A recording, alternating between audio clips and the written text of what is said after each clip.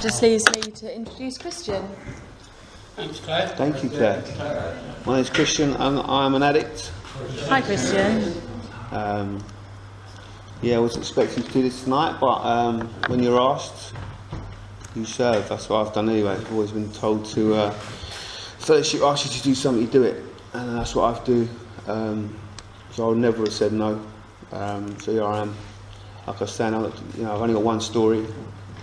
It gets different variations of it, but I'm a drug addict. Come here because I've got no control over drugs once I take them, and that's been the story of my life from a very young age. And as we all know, we don't realise that when we're young men, young women, we just grow up, get involved in stuff, and before you know it, I'm 28 and I'm in a rehab centre. I don't know how did that happen. But like most of us, I don't know, I was a young man, 13, went to high school. Before that, it was all about football. As soon as I went to high school, it was all about girls. And weekend, Friday nights down the park, 2 cans of special brew, or whatever you could save your money at school for. Friday night would come, one of my mates, Paul Bleach, looks a bit like Harry Potter. Somehow at 13 he got served. And the classic little Indian off-licence on the corner would serve anyone. My mate Paul, 13, like I say, looked like Harry Potter. He'd go and get our drinks for us, and we just came and get pissed, and we loved it. And that was high school. My whole high school was about them experiences, so getting drunk with a couple of cans of beer, from smoking weed, taking trips, doing these, doing whiz, mushrooms, everything, just done it all. And never thought it was a big deal. It's just a bit of fun we all had, and we all done it. The only thing I could say as a young boy, which I didn't like, and made me feel that fear we feel with inside, is at school, when people would put me on the spot and ask me to read out loud, and I'd get this overwhelming feeling inside, panicking, anxiety, go bright red, and when I was reading, I'd be shaking it, and I'd hate English. And that's a horrible feeling. I don't know what that's all about. I don't think anyone gets that. But maybe that's related to what we suffer from. But that's what I can remember from a young boy. And what I remember as well, with my first drink, that thing I had about myself, where I was a little bit awkward with my own skin, when I had that first drink at 13 down the park, that disappeared. And that's why I like drinking and taking drugs, that's what it done for me. It made me feel okay about being me. Before that, I was just always a little bit uncomfortable with my own skin, didn't really like who I was. And I just suppressed that by drinking, really, and it made me more confident. And just thought I was one of the boys, really, when I had a few drinks. And not that I weren't, I was, but I never felt that way. So anyway, cut a long story short, I went to college, carried on drinking. I love drinking, I love getting pissed, I love going to the pub. Back then, in them days, it's pool tables, cheap machines, smoking fags, in and out the toilet, sniffing coke. You'd go in the pub from 7, you'd be there till 10, 11, then you'd go to a nightclub, you'd be on it all night with your mates, and that was a wicked night out, so I love it. If you got lucky, you might have pulled a bird. If you didn't, like going back to your mate's house, on it all night, until the early hours, until the pub opened again. You'd be back in the pub for 12 when it opened. And you'd either pass out, run out of money, or get nicked, one of the three. Because I used to get absolutely wasted, pissed out my brains, so I was known as an absolute pisshead. But I used to love it. So I love it, and I used to love going out. But again, I'd either be really funny, or I'd be a pain in the arse, or I'd either cause a row, or get into some sort of something with someone and just ruin the night for everyone, because everyone ends up getting into a fight. And that was most weekends. Or some nights you might just end up with a kebab on the way home. And then have to remain for breakfast. But yeah, that was my early days. Just loved it. Loved going out. Didn't see nothing, not a big deal. But what I did realise now when I look back is I never really wanted to go home. I never wanted the night to end, whereas others did. And that's that. Just not knowing when to stop problem we have. And like I say, when I look back now in hindsight, I never had enough money to do the drugs that I wanted to do, because I was just a young man, didn't have a lot of money. You had to do whatever you could afford, and but yeah, I knew it was something wrong with me, because I never had enough, always wanted more. and that was that. So I was known as a big pisshead, very different from my brother. He was in prison at 16, and my old man tried to direct me differently. He tried to get me into education and be a bit more sensible.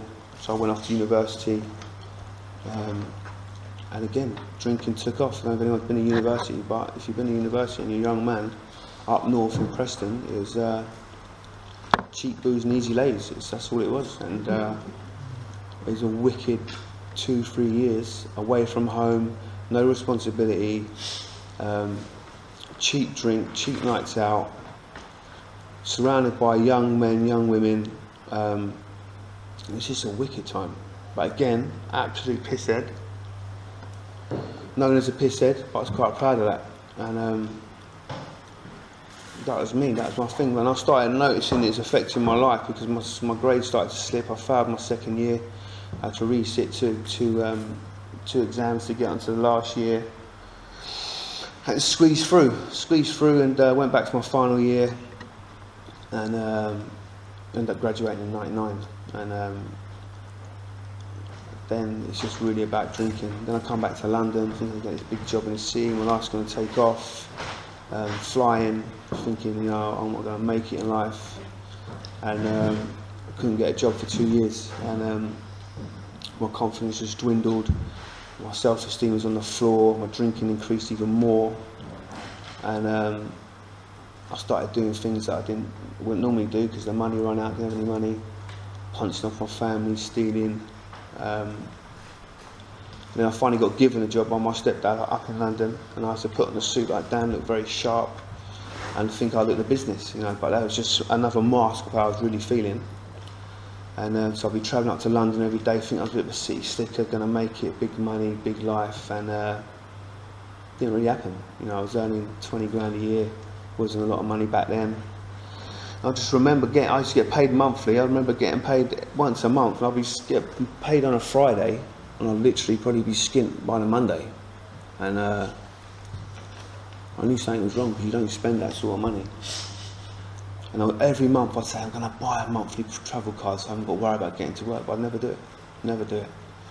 And bless my granddad, he's the only one who ever bailed me out. He used to bail me out every month to allow me to get back to work. But anyway, my drinking and drug abuse, ended up losing all my jobs in London and got sacked. And I think the last job I had, I got made redundant. They gave me 2 months' salary, and I thought, touch, I haven't got to go work anymore. I had a few grand in the bank, and I just went back to my mum's and carried on drinking. And in the mix of all this, my brother does what he does. He's just been in and out of prison all his life, really, suffers from the same illness as us. And I used to go home and see him and his mates smoking crack and smack, and I used to go, look at you mugs. So I always thought I was a little bit better, my brother. Because I've been educated, and I work in London, I thought I was better than. And I said, look at you mugs doing all that shit. And then one night I come in pissed out me, and I thought, oh fuck, it gets a boot.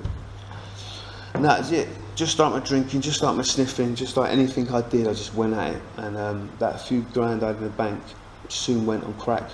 And before I knew it, I had a raging heroin habit.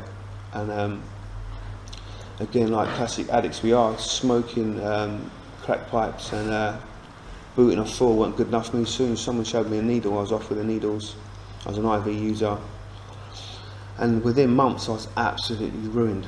And I couldn't believe it. One minute I was working in London wearing a lovely suit, thinking I was the business going to make it in life. Next minute I was on the floor, raging smack habit, arms mullered, and I didn't really know how that happened. And but I know the alarm bell started ringing as the day I went to the bank, get my money out, and there's nothing left. Then pure panic set in, and again that's when my morals took a different twist. And before that I thought I was quite a moral guy. I didn't do no harm to my family really. Just went to a different level when I was dependent on heroin and crack. I'd do anything for it. And ruined my family, ruined all the loved ones around me. Pure selfish, self-centered, didn't give a fuck about anyone, excuse my language.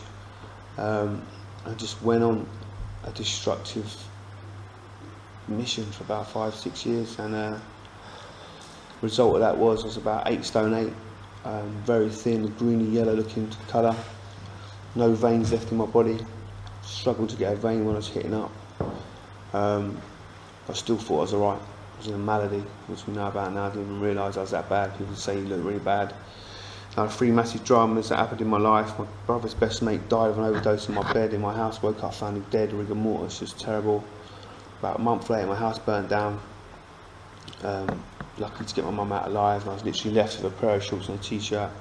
And about a month after that, my stepdad, the man I had to look up to and try to change my life, killed himself.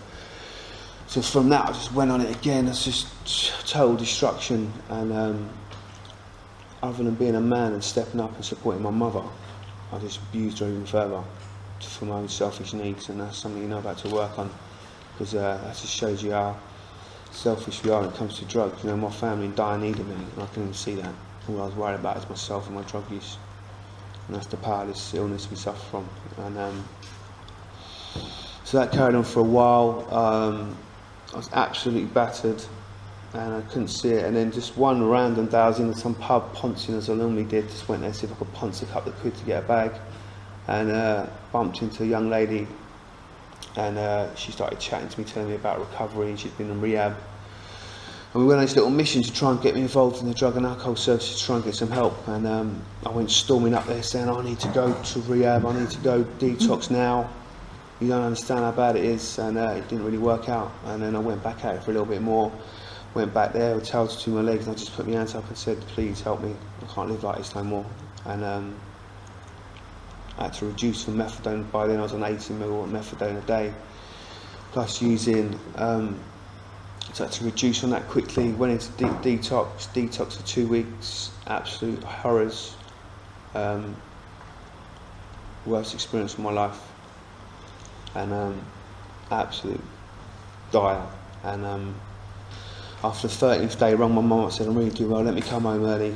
And she picked me up, went home, and I just went through the worst experience of my life, which I wouldn't wish was my worst enemy. And I went home, and before I knew it, I was using again. I'd gone to the Keys' drug house, bought one of each, and I was back in my flat, my mum's bedroom, my bedroom, doing the exact same thing. And I was baffled. I didn't know how that happened. And I just, like I said, I went through the worst thing in my life, getting to that point, and it just went again. And I was baffled. And then I woke up the next day. I rung up the treatment centre, told them what I'd done. I'd used. They said, just come down now. I had this rapid gear left and this little half bottle of vodka, and I just poured it. I said to my mum, I'm really give this a go. I poured it down the toilet, threw the rapid gear down the toilet, and come to Bournemouth. And I arrived in the treatment centre, and what a relief that was. What a relief. But going back to the girlfriend, she was in treatment at the time, went back to the same treatment centre.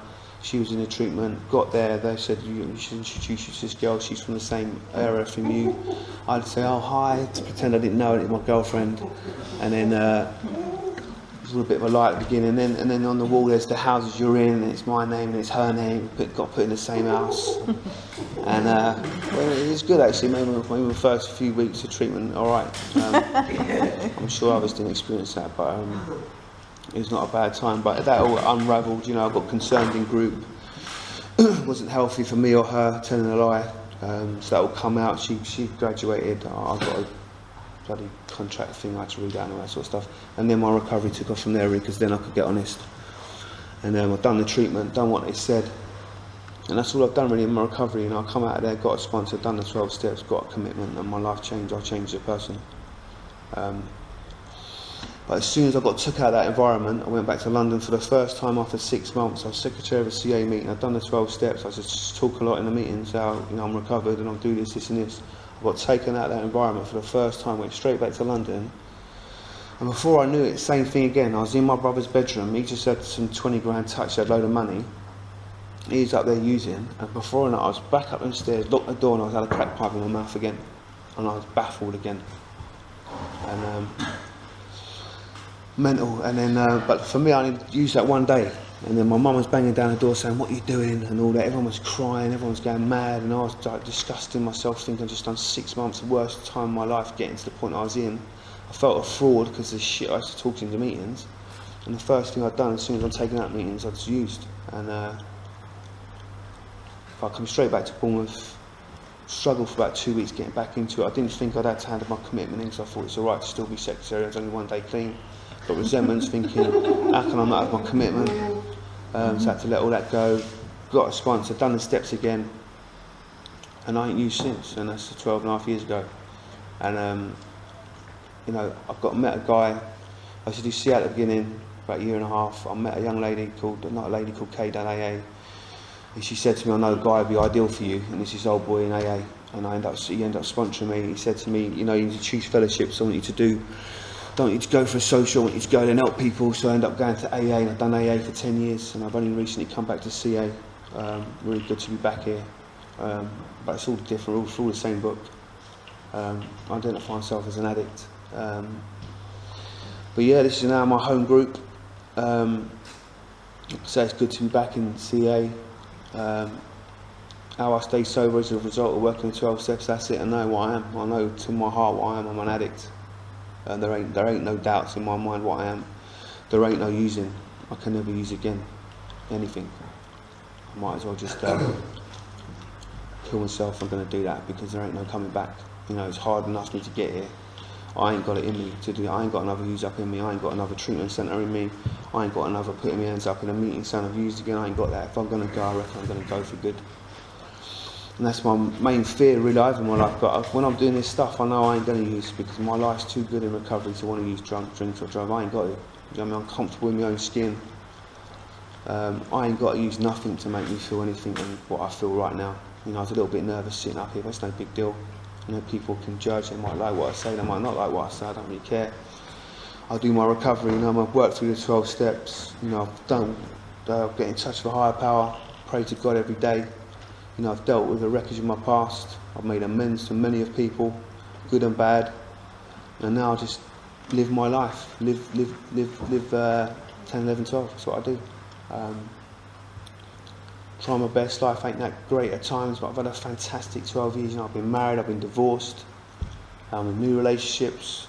I've got amazing. I beefed for Stag Do I recently went on. My 9 mates were banging it, sniffing gear off the tables like that, all banging these all night, and I was fine. Loved it. A wicked time. Went to all the big clubs I wanted to go to. Done it all sober. Went to some wicked conventions this year with friends.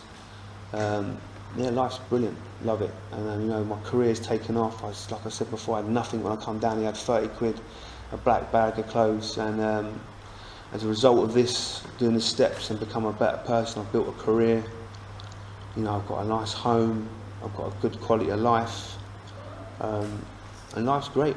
Life's great with good friends, good family. Although they're a struggle for me at the moment, but I just have to deal with that, you know what I mean? Because they're not me, they're not living the life I live, and I want them to live the life I live, but I can't make them live the life I live because they're living a life I used to live, and it's frustrating watching it. I need to get some patience and tolerance around them. But yeah, the answer's in the steps, man. The 12 steps is the answer for me. You know, doing the service, coming here, doing the tea, helping people out, picking people out, dropping them off. Just being a kind, selfless person other than being a selfish person I've been most of my life, and that's what this gives me. What gives me wanting to help people. That ain't always like that, but I do my best. I don't know how long that is, but yeah, recovery's great. And I ain't going to use today. I know that. I ain't going to use today. And I look forward to tomorrow. So I hope you got something for my share, and thank you for letting me share.